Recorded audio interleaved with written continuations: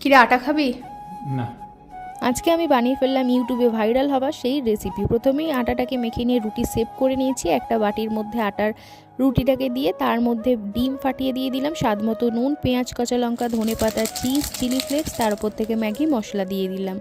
দিয়ে আর একটা রুটি দিয়ে ওপর থেকে ভালো করে ঘুরিয়ে ঘুরিয়ে ধারটা চেপে কিন্তু কেটে নিতে হবে। এইভাবে কেটে নেওয়ার পর ধারের যে অংশগুলোকে আমি রেখে দেবো। অন্যদিকে কড়ায় তেল গরম হয়ে আসলে বাটিটাকে ধরে উল্টে দেবো। দেন আমি লো ফ্লেমে ভালো করে ভেজে নেব। বেশি হাই ফ্লেম দিলে চলবে না, তাহলে জিনিসটা কিন্তু ভেতরে কাঁচাই থেকে যাবে।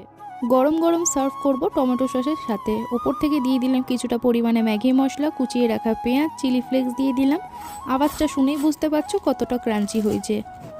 এই রেসিপিটার কি নাম দেওয়া যায় অবশ্যই তোমরা কমেন্ট করে জানাও, আর সাবস্ক্রাইব করে পাশে থাকো। এনে খেয়ে বল কেমন হয়েছে? কেমন হয়েছে? ভালো।